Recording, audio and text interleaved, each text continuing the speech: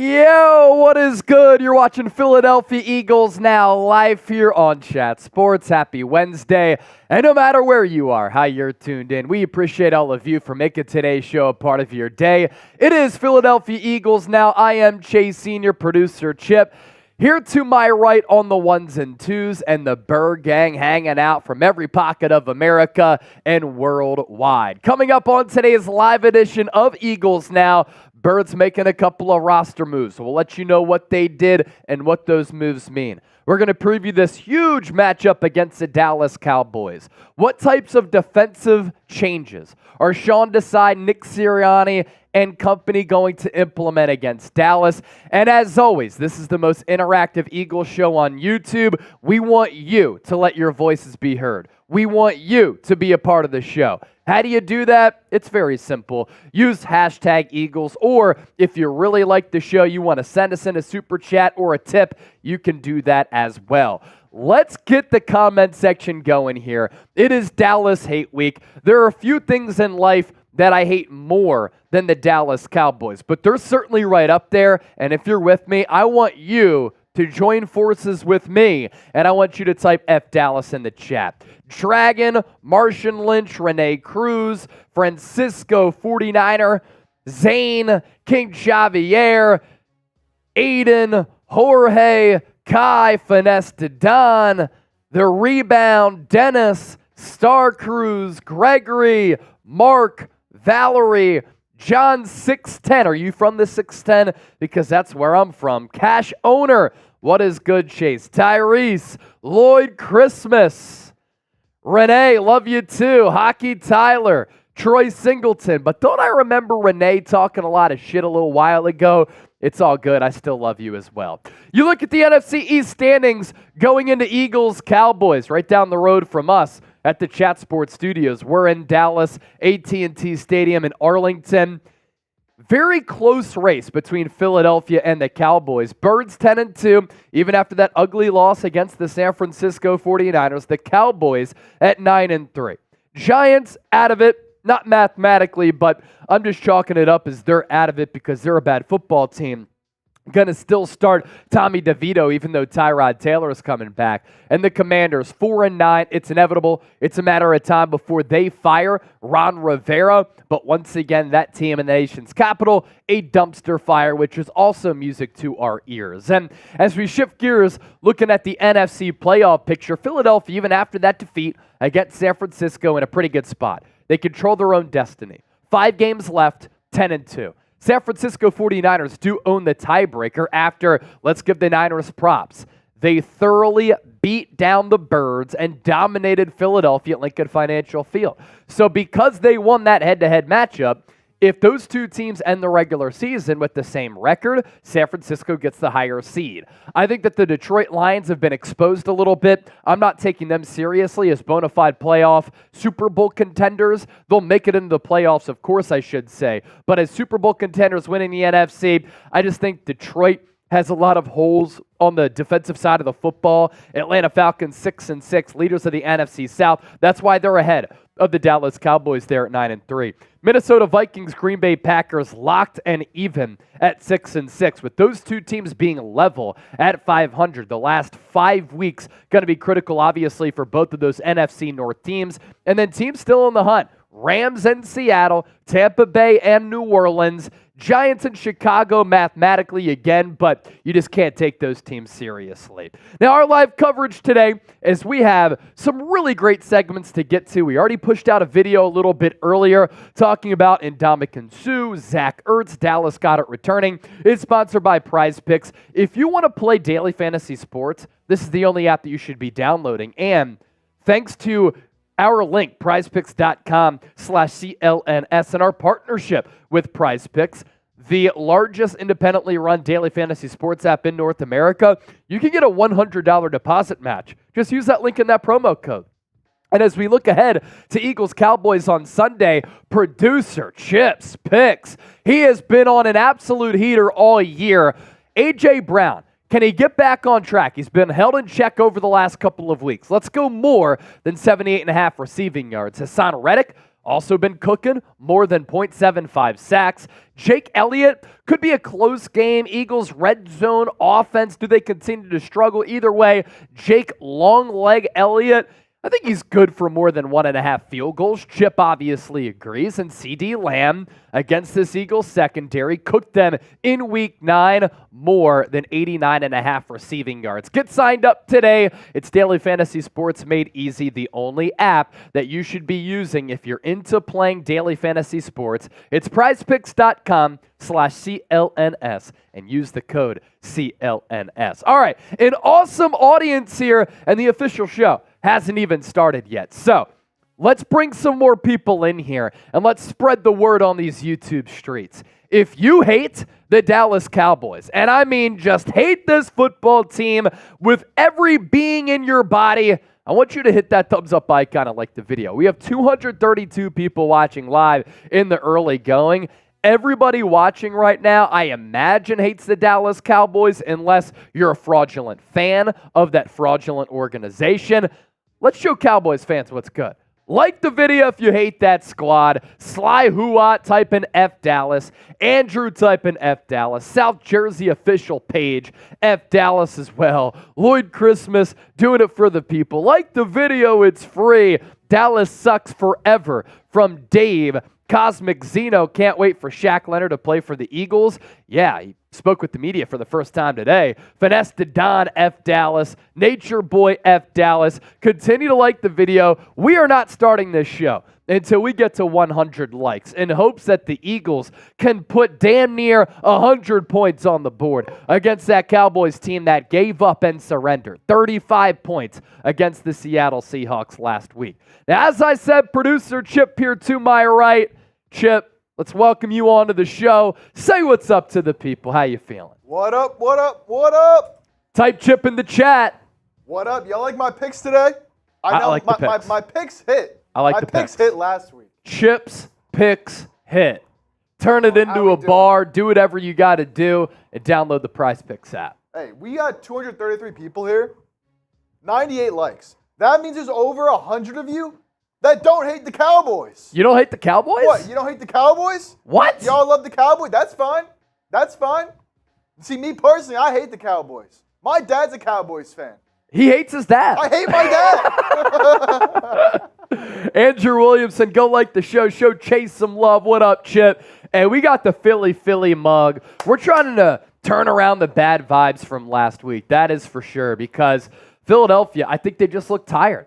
3 games in 13 days against Kansas City, Buffalo, and San Francisco, and they didn't meet, as A.J. Brown said, the intensity level, or in my opinion, the physicality level of San Francisco. It's time to get that back. So continue to like the video here, and we'll get the official show started here in just a moment. One more plug for you to be a part of the show. Chip, what were you going to say? No, I was just saying, let's do it, baby. Yeah. Let's go. Showtime. Hashtag Eagles. Better yet, send in a super chat if you want to get featured here on Eagles Now. Let's go Birds. And if anybody out there sends in a $50 super chat, yes, I will do the trademark shotgun, because we got to get down and dirty. We got to get our hands dirty against the Dallas Cowboys. It's going to be a difficult game, and we get dirty by doing some shotguns. So let's go. 216 people watching live, 120 likes. I said we're not starting the official show until we get past 100 likes. We did that, and we are going to start off today's live programming by taking a look at the Eagles playoff picture. Philadelphia in a solid spot, even after that loss against San Francisco. What do they have to do to win the NFC East? What do they have to do to get the number 1 seed so that home field advantage goes through South Philadelphia? We're talking about it right now. Let's talk some Birds. EAGLES, the official show, starts right now.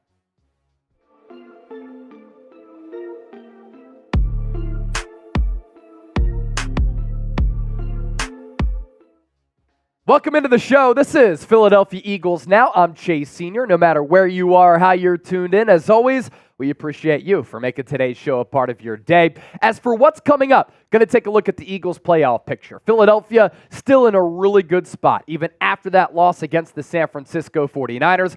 What do the Eagles have to do to get the number 1 seed and home field advantage in the NFC to win the NFC East? We'll take a look at some Super Bowl odds, all that and a whole lot more on the docket for today. But first, if you haven't subscribed, do so right now. And if you want informative, entertaining, and insightful Eagles coverage, that's what we bring to the table. There are so many content options out there, but I believe that our product is special. We have daily shows on the Eagles. We provide you with analysis, news, and rumors. We do live shows and watch parties. This is a platform where you have a voice on YouTube, and join the nearly 70,000 people who call this the go-to spot for their Eagles content. All right, there are 10 ways for the Philadelphia Eagles on Sunday Night Football against the Cowboys to clinch a playoff spot. Let's run you through them because it is certainly a mouthful, but we're here to provide you with that necessary information.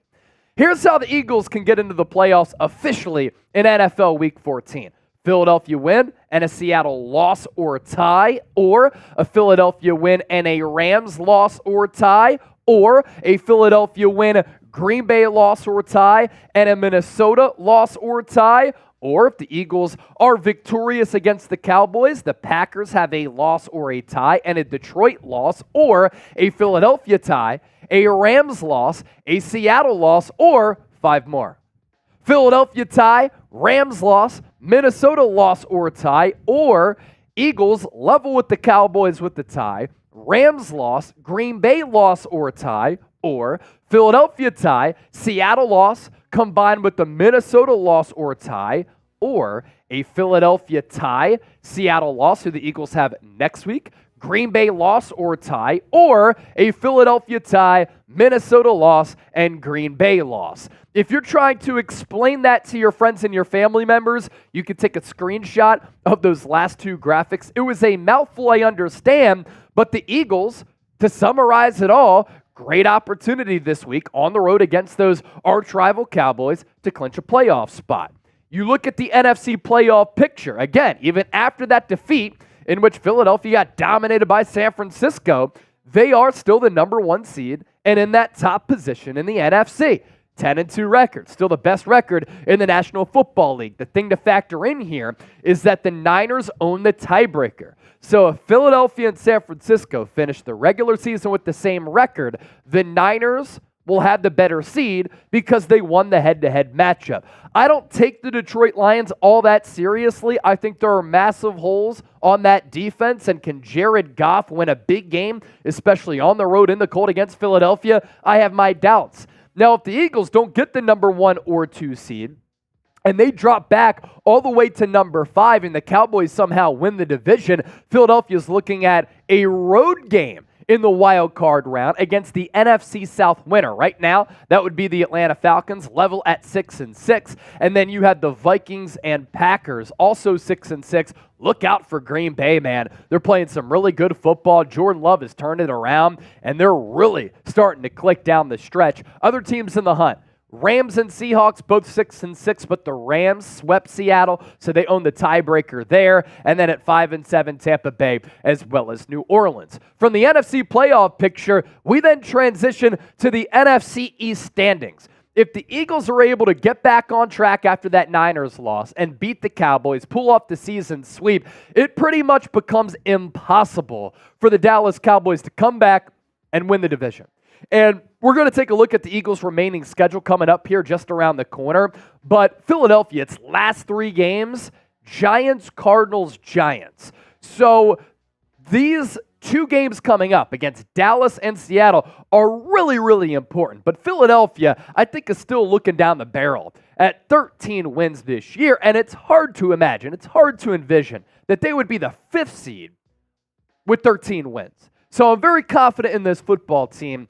And they played 3 games in 13 days against Kansas City on the road, Buffalo in overtime, and San Francisco. I think that's why they looked a little bit slow. That's why they didn't match the physicality of San Francisco. And as A.J. Brown said, did not match the intensity of the Niners in that NFC Championship game rematch. Super Bowl odds updated going into Week 14 because San Francisco got that win and scored touchdowns on 6 consecutive drives after the Eagles took that 6-0 lead. Niners, number 1 in Super Bowl odds, plus 320. Philadelphia Eagles at plus 550. The Chiefs, even though they've had all these offensive struggles, at plus 650. Miami Dolphins 7-1 odds. Dallas Cowboys at plus 850. And I think people are sleeping on the Baltimore Ravens here. I think that's a good value play. Lamar Jackson in Baltimore. That defense has been awesome. Lamar finally surrounded with a good semblance of weapons. Ravens checking in at plus 850 right down the road, I-95. So with that, I ask you this. Who wins the NFC East? Are the Eagles going to hold on, or are the Dallas Cowboys going to come back? It would have to really start with the Cowboys win, and they are favorites going into this game at Jerry World on Sunday. You let me know down in the comment section. As for what we're getting into next year on the show, why the Eagles can still get that number 1 seed and why you should feel confident about it, even if Philadelphia loses to the Dallas Cowboys. But first, today's show is sponsored by PrizePicks, the largest independently run daily fantasy sports app in North America, and the only app that you should be using if you're into playing DFS. And the best deal that any DFS app company has to offer, $100 deposit match at prizepicks.com/CLNS. Daily fantasy sports made easy. You pick 2 or more players. You choose more or less on their projected stat lines. Producer Chip and I have won 25 times our money this football season. Here are producer Chip's picks going into Sunday, and my boy has been on a heater. A.J. Brown, more than 78.5 receiving yards. Haason Reddick, let's give him a sack, more than 0.75. Jake Elliott, more than a field goal and a half, because that Dallas defense knows what this Eagles offense likes to do well, and this Eagles offense has been so spotty. And then C.D. Lamb, he was so good against this ailing Eagles secondary in Week 9.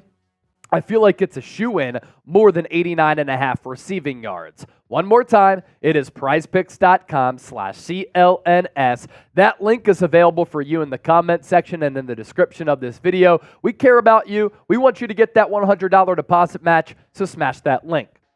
In my humble opinion, I think these are the only 4 teams who are threats to get the number 1 seed. And honestly, I don't take the Cowboys or the Lions as much of a threat, but mathematically, it is still possible. I think right now, it's a 2-horse race for home field advantage in the NFC. It's either going to go through Lincoln Financial Field in South Philadelphia, or it's going to go through Levi Stadium in Santa Clara, just outside of San Francisco. The Niners' remaining schedule here. They already beat the Seahawks on Thanksgiving. They take on Seattle again on Sunday. A lot of you are going to be scoreboard watching and doing some scouting for that game. And then the Niners go on the road against the Arizona Cardinals. That game becomes a little bit more difficult because Kyler Murray's playing solid football coming off the torn ACL. They just pulled off the upset against the Pittsburgh Steelers. Very difficult game at home awaits for the Niners against the Baltimore Ravens. Then they go across the country to play the Commanders, and then they round out the regular season at home against the Los Angeles Rams. Eagles' remaining schedule. 2 difficult games coming up. On the road against the Cowboys, who always play them tough, of course. And then Seattle, who is always proven to be a tall test for Philadelphia, really since I've been alive. And you have to go on the road to the Pacific Northwest to take on that football team that at that point is going to be desperate and playing for its playoff lives, because I don't think Seattle is going to pull off the upset against San Francisco. So those 2 games for Philadelphia, definitely difficult. But then they had the luxury after this brutal stretch of KC, Buffalo, San Francisco, Dallas, and Seattle, with those games being condensed, but also San Francisco and Dallas having the rest advantage against Philadelphia to round out the regular season with Giants, Cardinals, and Giants. By that time, those teams will have nothing to play for. Philadelphia will have playoff seeding to play for, and I think that they could pull off the 3-game sweep right here.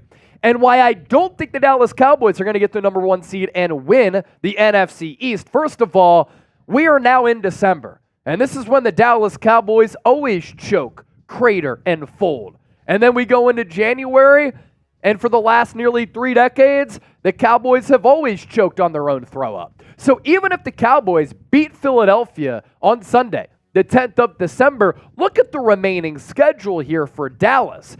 It's not as hard as Philadelphia's 5-game gauntlet, but on the road against the Bills, they're fighting for a playoff spot right now as a wild card team. You go on the road against Miami, one of the highest scoring offenses in the NFL. You have to play a solid Lions team at home, and then you go on the road to play the Washington Commanders, who are going to want nothing more than to play spoiler. So you could see Dallas winning a couple of games here or losing a couple of games here. And if they lose a couple and Philadelphia can win those last 3, the Birds are in a good spot. Detroit Lions here. They should have lost to the Chicago Bears a couple of weeks ago. They had a heroic comeback. They go on the road against Chicago. Hopefully it's cold. Jared Goff's not able to throw the football. Then at home against Denver. Denver, they want to make it into the playoffs. They just won 5 straight games up until losing last week in the final seconds to the Houston Texans. On the road against the Vikings, playoff caliber squad. On the road against the Cowboys, and then playing the Minnesota Vikings to round out the regular season. Now, as I mentioned a little bit earlier, Philadelphia, in losing that head-to-head matchup against San Francisco, no longer has the tiebreaker. But as I also mentioned earlier, Philadelphia really controls its own destiny. And according to the New York Times, their playoff model, they still like Philadelphia to get that number 1 seed. The 49ers, a 19% chance to get the top spot. Eagles still a 43% chance to have home field advantage. Pretty resounding tallies there. And Dallas or Philly, this is crazy, ladies and gentlemen, could realistically have 12 or 13 wins and end up being the number 5 seed in the NFC. That's how closely contested things are across this conference and, of course, in this division. So with that, we round out with this. What say you? What seed will the Eagles get in the NFC? I think they're at number 1 or they're at number 2. You let me know down in the comments section, and as always, we appreciate you for tuning into the show. D-Row, $5 super chat. Desai, stop with the soft coverage. Short passes are killing us. Johnson, run the damn ball. Goddard coming back will help immensely. Go Birds! F Dallas. So we're actually about to hit on all of this in further detail. And if I said D-Row, it looks like it's Dro when I look at the profile picture. If it's D-Row or Dro, you're a real one. That's R-O, and we appreciate you, my man. So stay tuned because we're basically going to answer all of the portions to this question here over the next 2 segments. I agree that Sean Desai has to make some adjustments. As far as running the football, Eagles fans were outside the NovaCare complex today with the big sign that said, run the damn ball. I do want to address that, and we are going to address that. If you want to get on the show like Dro, use the hashtag Eagles or send in a super chat like Dro to ask us anything. We only have 1 super chat today. If somebody sends in a $50 super chat, I'm shotgunning a beer to get things flowing so that hopefully this Eagles offense can get flowing as well. Don't let the bad vibes come back. We appreciate your support, of course. So coming up next here on the show, we're going to preview this game against Dallas. And really as part of it, I want to do some different stuff in this preview. Some major changes, going back to Dro's Super Chat, that the Philadelphia Eagles have to make in this football game. Who's with me? Who's ready to rock? I want you to type me. Recent Commenter Club, Ebenezer, Valerie, Jerome, Davis, Brian, Bijou, Tamar, Bowles. Good to see you. We'll do that preview here in a moment. F Dallas, baby. F Dallas. F Dallas. 42-19. Jerome said that was a whooping. It was. And Eagles fans have not come up with excuses all week. They said, we got our asses beat. No doubt about it. All right, Dallas Week Part 2. Let's preview this game against the Cow Frauds coming up. Welcome into Philadelphia Eagles Now. I'm Chase Sr., and on the docket for today's show, we're going to preview this Week 14 game against the Dallas Cowboys as it is Dallas Week Part 2. The Birds traveling to Texas, Arlington, AT&T Stadium to play Dallas on Sunday Night Football. Speaking of that game, we'll be live for another watch party, so make sure you subscribe, turn on your notifications, and you join us. Signed memorabilia that we're giving away for our Super Chat MVP, raffle items as well, and as always, the best place to experience game day outside of being at the actual game. So Philadelphia a couple of weeks ago in Week 9 at Lincoln Financial Field, able to really eke out a win against Dallas in that game that literally came down to the final play, and now the Birds look to complete the 2-game regular season sweep. The over-under for this game is very high, so the odds makers expecting a lot of points to be scored in Texas on Sunday night. Kickoff is set for 8:20 p.m. Eastern, 5:20 p.m. Pacific. We'll be live for a pregame show for our watch party, and the Cowboys here are favorites in this game. They are minus 3.5, so Philadelphia getting 3.5 points, second consecutive week in which the Birds, even with the NFL's best record still, are underdogs. Cowboys' last 5 games. They lost to Philadelphia in Week 9, 28-23. Eagles had to come back from a halftime deficit. Thought that the Eagles' offense started to pick it up in that second half. Stop me if you've heard that before. And then the Cowboys had to make a little bit of a late rally. They were helped out by some officiating calls, I thought, on that final drive. There was that damn near 50-yard pass interference call on James Bradberry on the far sideline. That allowed the Cowboys to go from their goal line to about midfield. And then Jalen Carter committed that penalty. And then Dallas just backed it up in a couple of plays with some penalties and negative plays after that. And then Dak Prescott threw short of the goal line to CD Lamb, and Philadelphia was able to escape with that win. All the theatrics that came with it. But after the Cowboys lost that game by 5, they have now rattled off 4 consecutive wins here. And what has been really the consistent theme outside of that Seahawks game? Dallas is scoring a lot of points, not giving up a lot of points. They're winning in blowout fashion, but all of these teams are garbage. And what I crack up about is how Cowboy fans call the Eagles frauds, even though they have 10 wins, and they say, oh, you're a fraudulent football team. Those games could have gone either way against Patrick Mahomes and the Chiefs, Josh Allen and the Bills, and then you got whooped up by San Francisco. The Dallas Cowboys going into Week 14 this year have 9 wins. Good for you. 1 win against a team with the winning record, and the team they beat with the winning record, Seattle, got dropped to 500 after losing this game to Dallas. And you look back at this game, it was a 28-23 ball game. Dak Prescott was really, really good up until that fourth quarter where he was missing some throws. That offense couldn't really catch a rhythm, committing bad penalties. The game management, once again, from Mike McCarthy was not good. But Prescott historically has played very well against Philadelphia throughout his entire career. And in that game, 29-44, 374 yards, 3 touchdowns, no picks. Tony Pollard and the Cowboys' rushing attack was held in check, but CD Lamb was not. Regardless of who matched up against CD outside of Darius Slay, he was able to stay on a heater. 11 catches, 191 yards. Jalen Hurts in that game was extremely efficient, 17-23, 2 touchdowns, no picks. A.J. Brown, solid game, 7 catches, 66 yards. So Philadelphia, I think the outlook of this game and the flow of this game is going to be a little bit different. I actually expect it to be a little bit more high scoring in Week 14 compared to as it was about 5 weeks ago. My keys to this game, we're going to run through all of these and then stay tuned for some major defensive adjustments and a look at some bad, abysmal Eagles defensive numbers coming up here during our preview. But key number 1 is that this Eagles defense simply has to play better.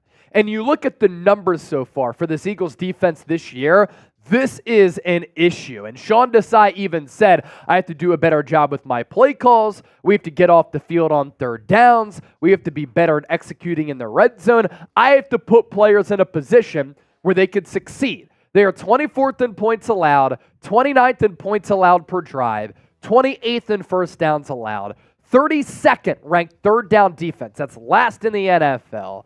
They're 3rd worst in red zone defense, 26th in takeaways, so that's not good, 12th in sacks, and 22nd in sack percentage. That really is unacceptable, and it's abysmal. What's also really bad is the Eagles just being so bad on third downs. They just can't get off the football field, especially in the last 2 games. But this is a big reason why they're ranked 32nd. But all throughout the year, whether it's Sam Howell frying them or Dak Prescott or Brock Purdy against the blitz, not against the blitz, the Eagles' defense in the last 2 games in particular, they have forced 33 third downs.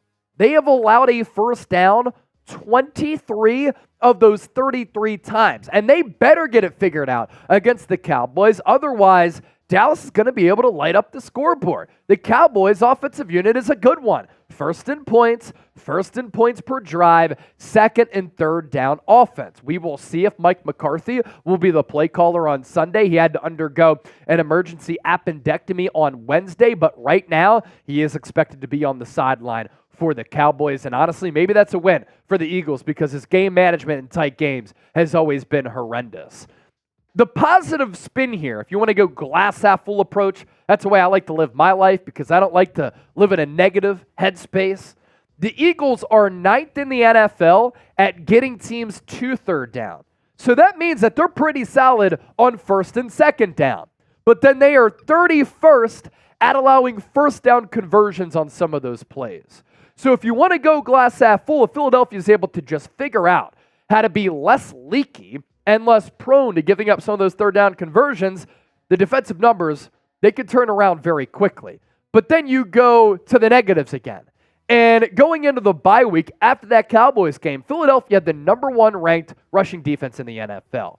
They have since slid to about halfway through the NFL as far as the rankings go. And in the last 3 games since coming out of the bye, this Eagles team has given up chunks of plays on the ground. Very uncharacteristic for what was a very good defensive line to be getting pushed around like they have been. Against the Chiefs, they gave up 5.5 yards per carry. Against Buffalo, 4.3 yards per carry. And then against San Francisco, Christian McCaffrey had himself a day. Deebo Samuel had himself a day. The Eagles were an awful tackling team. Couldn't stop the run, couldn't stop the pass. It was all around just brutal. And San Francisco put up 5.2 yards per carry. So if the Eagles going up against Dak Prescott can't figure out how to make some of these adjustments, then it doesn't cause you many reasons to be confident that the Eagles can go on the road where the Cowboys have been excellent at home and pull off the upset here. Prescott this year in 12 games, completing 70% of his passes. He's thrown for more than 3,200 yards. He's run for 174. He has 28 total touchdowns. And a year after leading the league in interceptions, he has not put the ball in harm's way, only 6 turnovers this year. And in week 9 against Philadelphia, he really did anything that he wanted to. And I thought he did a great job of making plays out of structure. He had a good pocket feel, pocket mobility where he could jet out of the pocket when the pocket broke down, when the Eagles pass rush nearly got home. He made plays happen with his legs, which resulted in passes, but he made plays with his legs, which resulted in back-breaking runs. He was really, really good that day. 29 of 44, 374, 3 touchdowns, and no interceptions. More to get to on our preview, but it's Dallas week. And this is the motto every single day that I wake up and open my eyes, but especially right now, I hate the Dallas Cowboys. If you're with me, I want you to hit that thumbs up icon right now and like the video. As I said, more to get to, defensive adjustments that we'll talk about, but first, today's Eagles-Cowboys preview is sponsored by Factor. Get 50% off using the code EaglesChat50. And this holiday season, combined with me working during the NFL season, I also cover the NBA here at Chat Sports. I just get so busy, and meal prepping becomes really, really difficult. That's where Factor really saves me. If you want convenient meals to keep you energized on jam-packed days, Factor is America's #1 ready-to-eat meal delivery service, and it can help you fuel up fast for breakfast, lunch, or dinner. And they offer you chef-prepared, dietitian-approved, ready-to-eat meals that are delivered straight to your door. You're going to save time, you're going to eat well, and you're going to stay on track with your healthy lifestyle. If you're looking for just awesome meals, you can skip the stress of meal prepping over the holidays and choose from 35-plus weekly flavor-packed, fresh, never frozen meals that support a healthy lifestyle and meet your meal preferences. Everything is delivered right to your door, and everything is ready in just a couple of minutes. So pick your pre-made meals. They're prepped and cooked to perfection. You heat them up and you enjoy them. They have protein-heavy options. They have vegetarian options. I know some of us here at Chat Sports have been in on their smoothies as well. Get started. Factormeals.com. Eagles Chat 50, 50% off. To some of those defensive adjustments that I want to see Sean Desai make going into this game against Dallas. And you have to make some of these defensive adjustments. I don't want to see the Eagles be as soft in coverage. They've got picked apart in some of their zone sets. The pass rush has to be better. Philadelphia got to Brock Purdy twice on the opening drive. They did not touch him again for the rest of the game. If you can't provide pressure on Dak Prescott, and you can't sack him, and he has all day to survey the defense, go through his progressions, and he's not worried about getting hit there in the pocket, he's going to be able to really identify the weaknesses and exploit some of the mismatches going up against that Eagles defense. The pass rush has to get better. I also think that this Eagles running defense has to really improve. We documented the numbers over the last 3 games just a couple of minutes ago. And what happens is you get worn down if teams are able to run it. They're able to extend drives. And because Philadelphia's offense has been so inconsistent, yes, this Eagles defense has been on the field a lot. But if they can't stop the run by themselves, they'll be on the field even longer. And it just allows teams to kind of take the air out of Philadelphia and keep Jalen Hurts, A.J. Brown, Avonte Smith, Dallas Goedert, DeAndre Swift, and that Eagles offensive line on the sideline. Right now, Philadelphia offensively is looking to find momentum. And if they're on that sideline, they're not going to be able to find that momentum. I'm hoping that Shaq Leonard is going to be able to help the linebacker play. He met with the media, spoke with the media for the first time on Wednesday.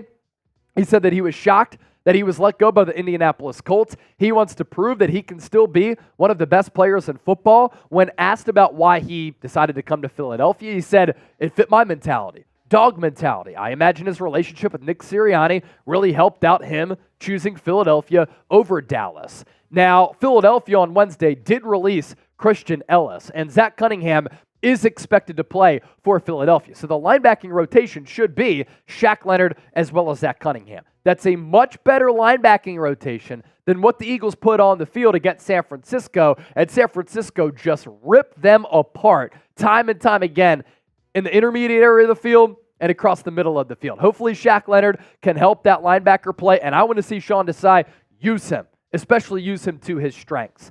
The Eagles also have to tackle better than the Niners game. Nicholas Morrow was so bad. What, did he allow 151 yards after the catch or something like that against San Francisco? We broke down those specific numbers a little bit earlier this week. And what's crazy is that Philadelphia entered that game against the Niners as one of the best tackling teams in the NFL.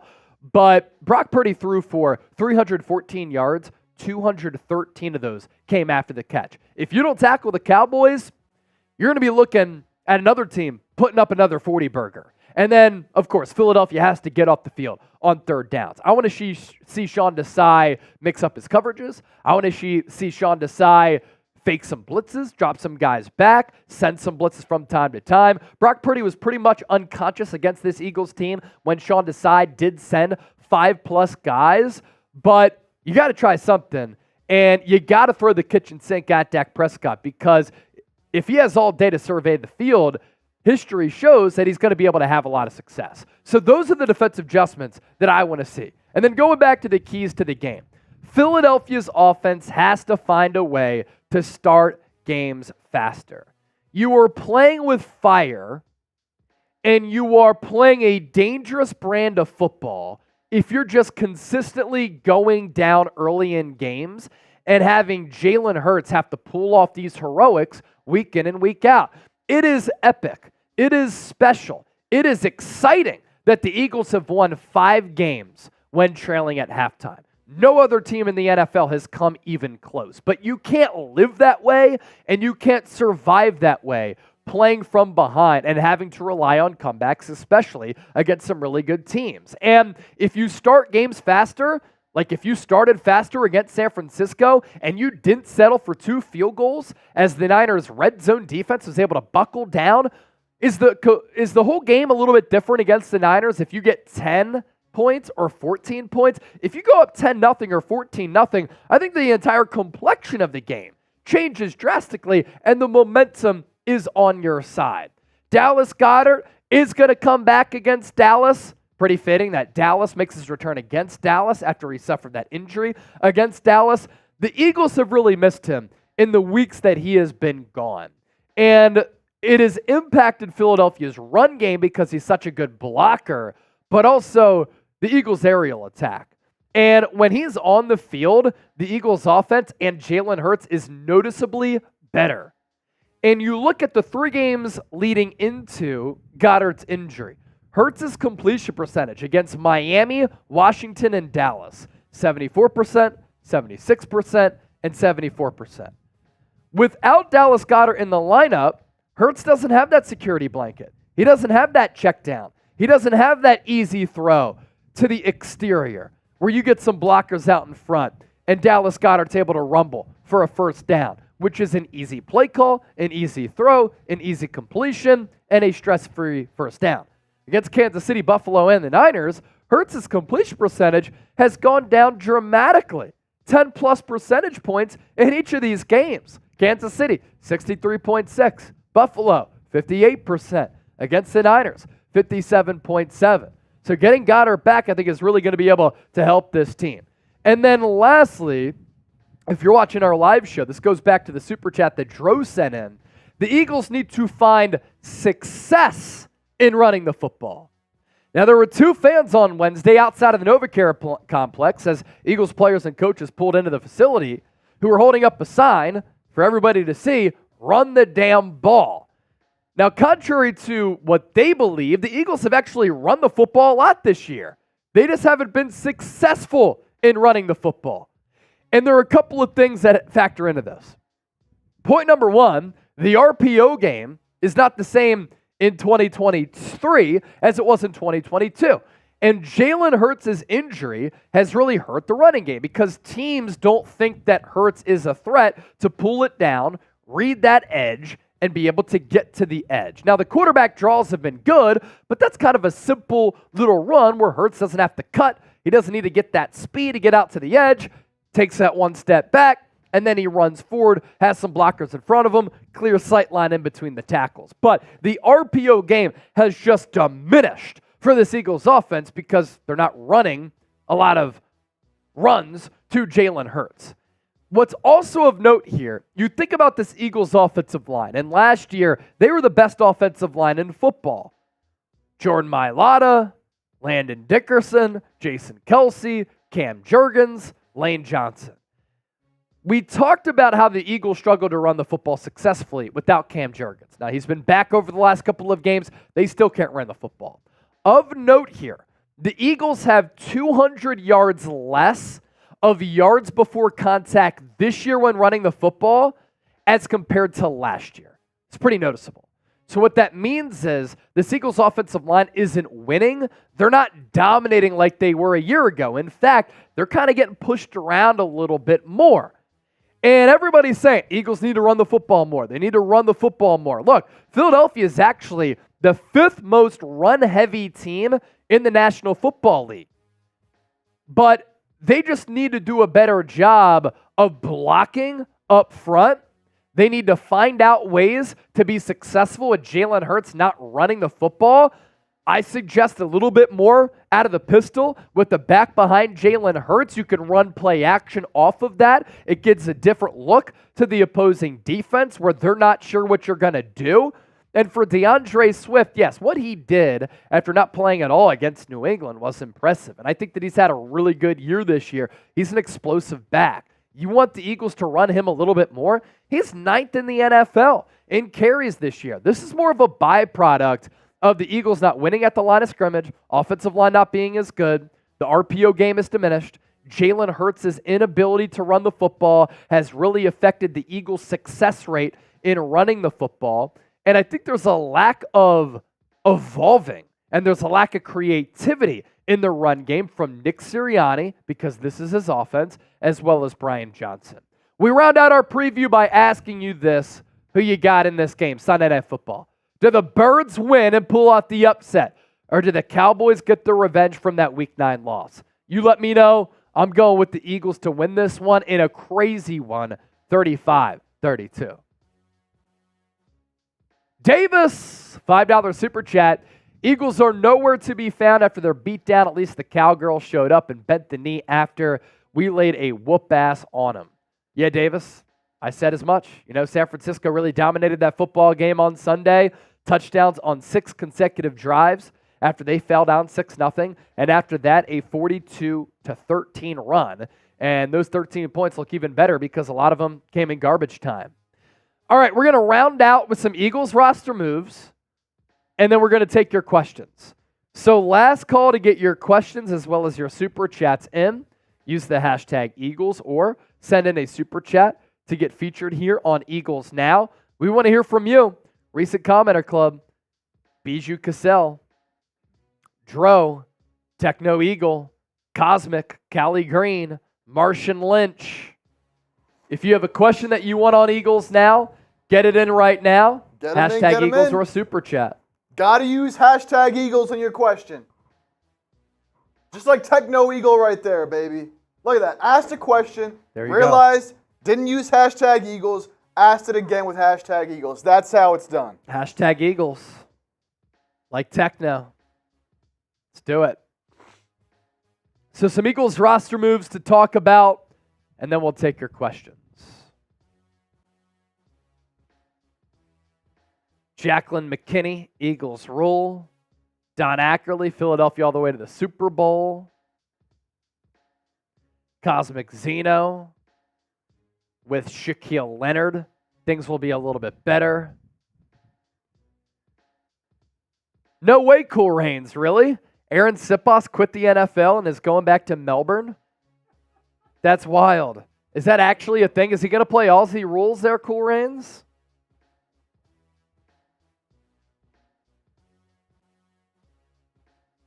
I'm looking his name up right now. Huh, interesting. I'll have to check that out after. Okay, Eagles making a couple of roster moves. I'm going to explain what they mean. That's our last segment as we round things out. In this week leading up to Sunday's game against the Dallas Cowboys, the Philadelphia Eagles made multiple roster moves. So coming up on today's show, we're going to summarize all of those moves for you and explain what they mean for Howie Roseman and Philadelphia. And speaking of Sunday's game against the Dallas Cowboys, we'll be doing a watch party for it. So make sure you subscribe to the channel. Hope to see you all there. And then at the back end of the show, we'll be taking some of your questions from the smartest fans in football. So roster move number one, which came as a little bit of a surprise on Wednesday, Philadelphia Eagles releasing Christian Ellis. If he comes back to the practice squad, won't be surprised at all. This was somewhat surprising given how much he played over the last couple of games just because the Eagles were so thin at that linebacker spot. He came in to replace Zach Cunningham when Cunningham went out in the second quarter with his hamstring injury against Buffalo. Then he got the start against San Francisco. And San Francisco started licking their chops during their game planning, understanding that they could target Nicholas Morrow as well as Christian Ellis. And they did, and they went back to the well time and time and time again. And it's surprising because the Eagles here played Christian Ellis a lot, who performed well throughout the preseason. But also, the Philadelphia Eagles kept UDFA linebacker out of Michigan State, Ben Van Sumeren, over Christian Ellis. Both of these players, steady special teams contributors, and because of that, won't be surprised if Ellis makes his way back either this week or he ends up going to the Eagles in training camp next year. But Ellis, not good at all over the last 2 games.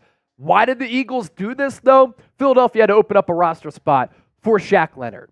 And Philadelphia might not be done. There's rumored interest in Ndamukong Suh, rumored interest in Zach Ertz, who wants to go to a Super Bowl contender, and Philadelphia and Howie Roseman always aggressive in trying to upgrade that roster. So they make the Shaq Leonard signing official, and they release Christian Ellis. Now, a lot of you might be asking, well, Chase, why didn't the Eagles release Nicholas Morrow? He was the worst defender against San Francisco. He couldn't tackle. He couldn't cover. He was bad. Well, they basically only have one Mike linebacker on the team right now. So if they were to release him and somebody goes down, who do you play at Mike linebacker? So that's why Philadelphia is holding on to Nicholas Morrow, who's been good against the run, good as a blitzer, but bad against the pass. Another Eagles roster move this week, Philadelphia signing Eagles legend Greg Ward to the practice squad. The Eagles, a week after signing Cam Sims, who played his college football at Alabama alongside Jalen Hurts, they released him. So Greg Ward and his locker was never emptied at the NovaCare complex. His jersey and nameplate was never taken off. And what Greg Ward always gives this team, a player who can contribute on special teams as a kick returner or punt returner, and a solid backup wide receiver who's been gritty throughout his entire NFL career after transitioning to wide receiver after having a storied career at the University of Houston playing quarterback. Justin Evans, the free agent acquisition this offseason at safety, is going to stay on IR, so this opens up potentially another roster spot for Philadelphia.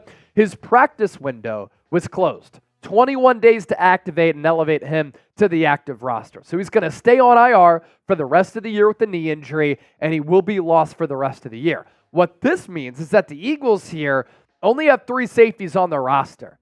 Reed Blankenship, who is a leading vote getter at safety for the Pro Bowl alongside Jason Kelce, and as well as Sidney Brown and Kevin Byard. So if an injury happens there, this Eagles secondary, which has had no consistency as far as players being available, might have to go on the safety market to bring another player in. And that crop even more thin now after Logan Ryan this week signed with the rival San Francisco 49ers.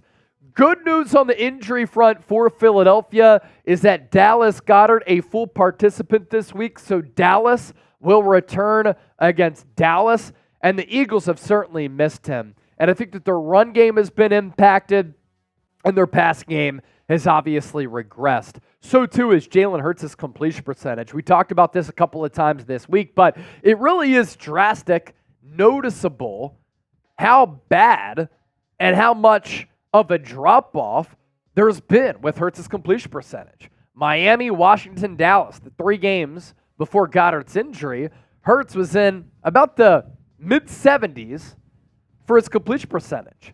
And then in the 3 games without Dallas Goedert, who never went on IR, against Kansas City, Buffalo, and against San Francisco, the completion percentage has been bad. And in 2 of those games, under 60%. It is Dallas hate week, and maybe we never see eye to eye as far as how we see the game of football, although I believe that we can bring great coverage, and we do bring great coverage to the airwaves on YouTube. But one thing we can agree on, F the Cowboys every single day, year round. So type that in the chat. We'll take your questions on the other side to hear from a lot of our loyal subscribers, but first, Eagles Now is sponsored by PrizePicks. $100 deposit match at prizepicks.com/CLNS and use the code CLNS.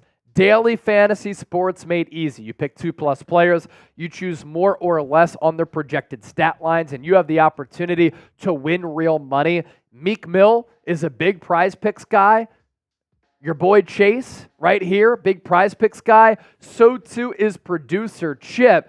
And here are Chip's winning picks. A.J. Brown against the Cowboys, more than 78.5 receiving yards. Haason Reddick, more than 0.75 sacks, meaning he only needs 1. Jake Elliott, let's go 2 field goals made for him. So we'll go more than 1.5 made. And then C.D. Lamb, more than 89.5 receiving yards. What's cool is that you can combine your NFL and NBA picks, and you can make picks all across the board for all types of sports. PrizePicks.com/CLNS. Get in on the action right now. John 610 fan, will the Eagles tackle better? Hopefully.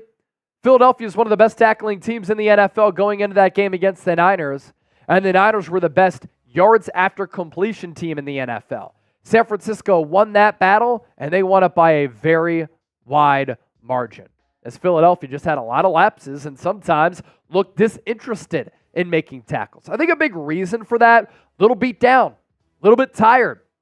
They had 3 games in 13 days. 2 of those games going up against teams, or one of those games, or 2 of those. So the Chiefs of note were coming out of the bye week like Philadelphia, so they didn't have the rest advantage. You had Buffalo sandwiched in between that and the Niners game. And then the Niners were coming off a week and a half of rest because they played on Thanksgiving. And then going into Sunday, Dallas played last Thursday. So they had the rest advantage as well. But 3 games in 13 days on a gauntlet of a stretch against the Chiefs, Bills, and Niners is not easy to handle. And because of that, I thought the Eagles, they played a little bit soft. Mike Jr., I think the Eagles should experiment with Nolan Smith more at the linebacker spot more than the edge. So the Eagles did a little bit of this in the preseason, and Nolan Smith was primarily an edge rusher at Georgia, but at times he did drop back in coverage. That is not his forte at all, but he is a little bit capable. And I guess the thought is, and I like it, Mike, is that you can use Nolan Smith in a little bit of a hybrid Swiss Army knife type of role. He can fake as a stand-up edge rusher and drop back in coverage, and he's athletic and fast enough to hopefully have that range. The instincts might not be there because he hasn't done it a lot, or you can just have him lined up as a stand-up edge rusher where he can rush the passer. And those are the types of wrinkles that I want to see Sean Desai implement a little bit going up against Dallas, especially with how well Dallas was able to play against this Eagles defense in Week 9. Dro, $5 super chat. Desai, stop with the soft coverage. Short passes are killing us. Brian Johnson, run the damn ball. Goddard coming back will help us immensely. Go Birds, F Dallas. Go Birds and F Dallas, of course. That is the motto. For Sean Desai, yeah, I don't love the soft coverage, but when he did blitz Brock Purdy, Purdy was like 10 of 11 when the Eagles sent 5 or more. So at that point, it's like, what are we going to do? Really, the linebacking play has to be a little bit better. The pass rush has to be able to get home, and the secondary has to play better. As for the Eagles running the football a little bit more, a lot of people are outraged by the Eagles' lack of running, but Philadelphia's actually run the ball a lot. They just haven't been successful in running the ball this year. 2 fans outside the Novacare complex on Wednesday held up a sign, run the ball more. Jalen Hurts' injury has hurt the running game because teams aren't respecting the RPO because Hurts isn't running it as much. The Eagles have 200 yards less in yards before contact this year as compared to last year. So the offensive line just isn't winning like they were. But the Eagles are the 5th most run-heavy team, and that's with Hurts not running as much. And DeAndre Swift is 9th in the NFL in carries. It's all about just being better with the run. That's what it comes down to. Davis, $5 super chat. Eagles are nowhere to be found after their beatdown against the Cowgirls. They showed up and bent the knee after we laid that whoop ass on them. I don't think there's been an Eagles fan out there that has disagreed with that. Everything that I've seen, Eagles fans are owning up to the fact that their football team got utterly dominated by San Francisco. I mean, look, the game didn't lie. You go up 6-0, and from that point, you get outscored 42-13. You didn't score a touchdown until the third quarter. San Francisco had 6 straight drives with touchdowns. It's the first time the Eagles have allowed that to happen in nearly 60 years. So yes, Eagles got crushed. It was a humble defeat. David Oden, do you think that we may have an opportunity to get Zach Ertz back, and your thoughts? Yeah, we've talked about this here on the show a lot, David. The Eagles have rumored to be interested in Ertz. I would imagine that they've already reached out. They have that level of contact there. Zach Ertz played such great football for this team from 2013 to 2021. He is second all-time in franchise history in receptions, 10 behind tying Harold Carmichael. He was a Super Bowl icon during that 2017 run. I think that he could be another offensive weapon for Jalen Hurts. He does such a good job at finding the soft spot of the defense, and the underneath routes are something that gives Jalen Hurts an easy read. But if you're Zach Ertz, do you want to go to Philadelphia where you're not sure how much you're going to play when you could go to Kansas City and play with Mahomes? They have no weapons. Or you could go to Baltimore and maybe be their starting tight end for a team that has Super Bowl aspirations. The chat, how come we don't use Penny more with DeAndre Swift? It's weird. And it's weird because Rashad Penny has had a lot of success in his NFL career, but the Eagles might know something that we don't know. And maybe that's why it's not weird, if you want to fight back on me with that. But I thought going into this year, you could use Rashad Penny as a physical back. Eagles haven't used him at all. Could he be the answer? Because this Eagles offensive line is not winning right now. Do you just need somebody who's going to put their head down, keep the feet churning, and bulldoze cats? Because that's what Penny can do. Now, he has been injured so much in his NFL career. And maybe the Eagles look at that and they're like, man, he's banged up. This doesn't have the same juice. But at least let us see if he has the juice, right? Because this Eagles rushing offense has not been good the last few weeks. Finesse to Don. I feel like if we run the ball successfully more on first and second down, it'll open up more opportunities for RPO and 21 personnel on third down. I hear you, and it sounds good, but the RPO, teams aren't respecting it because Jalen Hurts isn't pulling the ball down to run it. When the Eagles run it with Hurts, he's really running in between the tackles on that design quarterback draw, and really they saved that play for the red zone. And the issue is that the Eagles are not winning right now when they're trying to run the football. So they're not making, if they run on first and second down, second and third down manageable. And that's why they're passing it so much. Now, 21 personnel, that's why you would bring in Zach Ertz so that you can run more of those two tight end sets. Goddard can be a blocker. He can fake as a blocker, run a route. He could be a route runner. And then Ertz can be a little bit of a receiver too, in addition to having Avonte Smith, A.J. Brown on the field. And then you're not having to play a Julio Jones as well as an Olamide Zaccheaus or a Quez Watkins. Would you rather sit them and have Zach Ertz? That's a part of the conversation that I imagine Howie Roseman, this front office, and this coaching staff is having. Brazzy Smacks. What else can we do to improve this team so that we can win the Super Bowl? Do the coordinators need a fresh set of ideas on each side to be more creative? You know, I know that the Eagles' defensive numbers have been bad, and I highlighted that this week a lot, and they have to be better. And if they don't improve on some of those defensive numbers, the Eagles are going to get ousted early, and they're not going to make it back to the Super Bowl. But Sean Desai has made some really good adjustments. He also can't really control the linebacking play just being awful. So I think that Brian Johnson and Sean Desai have ability as coordinators, but think about what Jonathan Gannon's been able to do with Arizona. Think about what Shane Steichen's done with Indianapolis. Indianapolis has a chance to make the playoffs with Gardner Minshew as their starter when this is supposed to be a rebuilding year. So I don't think a lot of people realized how good of a coordinator Shane Steichen was, who helped Jalen Hurts be runner-up for MVP and developed him, and helped Justin Herbert with the Chargers set a bunch of records. And then Jonathan Gannon, I think that Sean Desai is a lot better than Jonathan Gannon, but he was at least more experienced as compared to Sean Desai, who is only in his second year of calling defensive plays. Callie Green, Sidney Brown worked at sub-linebacker in the first quarter, then they went away from it. Why is personnel so hard? They let Morrow get cooked for 175. Here's the issue, though, and I agree with at least trying to have Sidney Brown as that sub-linebacker in those nickel packages, playing a little slot nickel corner. He's struggled as a slot nickel corner as well. I like his athleticism. I like his speed. I like that you can have him around the box. I don't love him in coverage right now. When he plays safety, I feel as though his vision is a lot free and the sight line is just easier because you're away from the ball. So you can see things and have time to react. Whereas if you're closer to the line of scrimmage, everything's condensed. There's so much movement.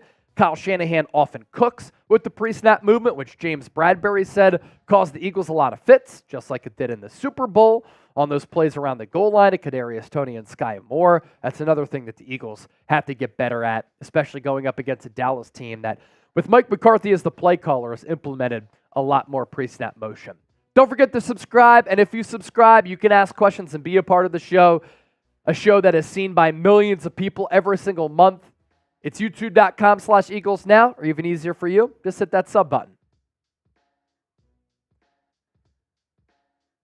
Great stuff today. Clap it up, everybody. Hope you enjoyed the show.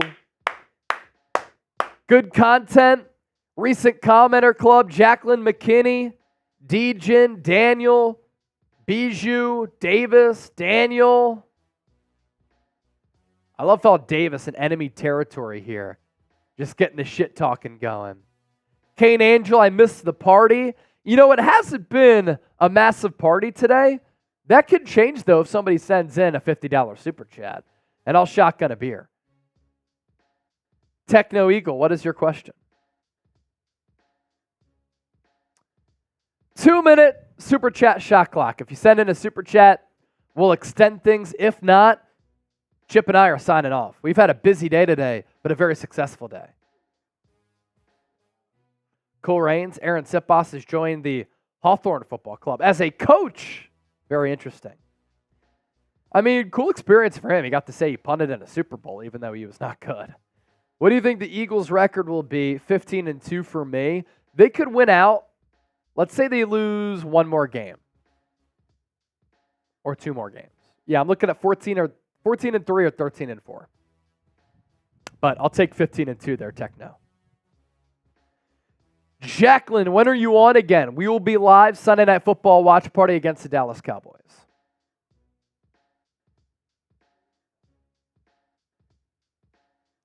Oh, wow, Bijou. If I was conspiracy-minded, I would spend a year collating all betting data across the NFL and discover if the regulars get more active when major betting lines could cost Vegas a lot. Sounds fun. Davis! $20 super chat, real one. Chase, I'm just here to help you pay the bills and also came to give the Eagles a wake-up call. The Eagles got a wake-up call playing against San Francisco. At least you hope, if you're an Eagles fan, that was a wake-up call. Davis, I appreciate that $20 super chat. Davis! You're an OG. You're a real one. You're a legend right there. Thanks, man. We'll reset the super chat shot clock. $50 super chat. I'm shotgunning a beer. Shotgun that beer. Techno Eagle, Chase, what's your least favorite team? The Cowboys. In all of sports, though, it's the Celtics. Can't stand the Celtics. Makes me sick. The Celtics. Hate them. For me, since my dad was always a Cowboys fan, it was just such an in-house rivalry. I always hated the Cowboys the most. Honestly, growing up, though, the Giants were more relevant. And the Eagles had more impactful games against New York than they did against Dallas. So at times in my upbringing, in my childhood, I actually hated the Giants a little bit more. Plus a regional rivalry. A couple of my boys were Giants fans growing up in Westchester outside of Philly. Ralph Crowder, a third time super chatter. Ralph Crowder.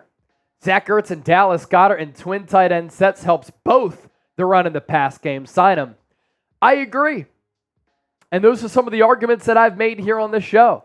It just helps you out a lot when you're able to do those types of things. And Zach Ertz, while he might be a declining player, what's the defense going to decide on? Going up against A.J. Brown and Avonte Smith. They're both averaging about 10 yards per target. Goddard's used as a blocker and as a pass-catching threat. And then Ertz can kind of just line up in the slot, and he's such a smart player where he can look at the defense and he's like, okay, I'm going to go there because I know nobody's going to be there. And then Ertz, all he has to do, check it down to Ertz. Ertz to Ertz. Sounds pretty damn good. We saw that very briefly in 2021. I'd love to see Ertz back. I wish we could have got to see Zach Ertz in the Kelly Green. Ooh, that would have been fresh. Unfortunate. Yeah, because when they last wore him in 2010, he was at Stanford because he got drafted in the second round in 2013. How about sneakily Chip Kelly's first draft class? He drafted Lane Johnson, 3rd overall pick, and then Zach Ertz in the 2nd round. Not bad. Not bad, Chip. Not bad. Chip. All right. Resetting the super chat. Words are hard. Super chat shot clock. 2 minutes. 2 minutes back on the clock. $50 super chat. Shotgun and a beer. And let's get the beer flowing in hopes that the Eagles offense gets flowing.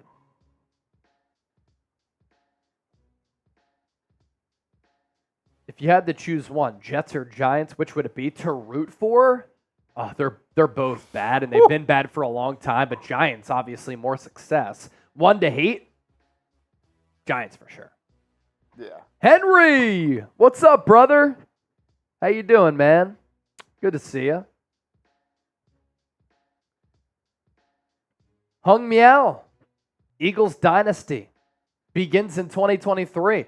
Look, if they get back to the Super Bowl and they win it, you can make an argument that their dynasty started last year in 2022. The run they've been on is crazy. Yeah. Techno, I try to read as many messages as possible. 1 minute left on the Super Chat shot clock. Callie Green, shout out Big Dom. He's beloved. You saw the memo the NFL sent out to teams? Dre Greenlaw said that him and Dom DeSandro exchanged apologies. Quote, he seemed like a genuine guy, a guy everybody loved in the building. I hate that it escalated and went to that. That's nothing I've been a part of or seen in a game. Yeah, it was nuts. It was nuts. 1:35 on the 2-minute Super Chat shot clock. If you want to keep us live, send in a super. $50. I'm going to sprint to the kitchen and get a shotgun beer. Big Tech style.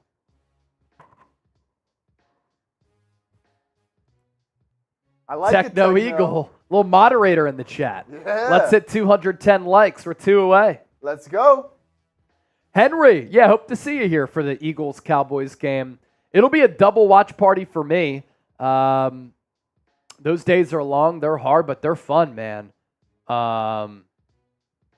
Be live for Niners Seahawks, and then we'll go right into Eagles-Cowboys watch party. So sometimes on those days, I'm live and Chip's live with me for like 8 to 9 hours. Woo. We're at 210. Good job, Techno. Davis! $5 to go live for the Niners where good vibes are found. Cool Rains, Aussie. Oi, oi, oi. I had said, 35-32 Eagles win against the Cowboys, but that defense has to get it figured the fuck out. Yeah. Otherwise, I'm going to be pissed. Davis. Let me go 31-30 Birds. Davis, what is the profile picture there? Are you like a nurse or a doctor? Don Ackerley, Chase, hope you get double pay OT. I'm fine with my salary. But are you talking about double watch party overtime games? If the Niners are in OT, that's actually not good because that might cut into Eagles-Cowboys Sunday Night Football. Yeah, that would not be good. Not be good. Brazzy Smacks asked about what the memo said.